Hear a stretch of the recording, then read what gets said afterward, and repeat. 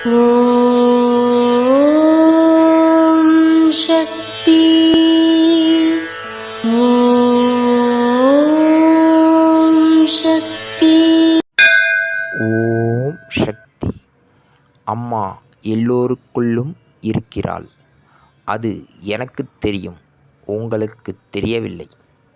எப்படி சளி பிடித்தபோது வாசனைகள் தெரிவதில்லையோ, அதுபோல உங்களிடம் பந்தபாச உணர்வுகள் உள்ளவரை அம்மா உன் உள்ளே இருப்பதை உணர முடிவதில்லை.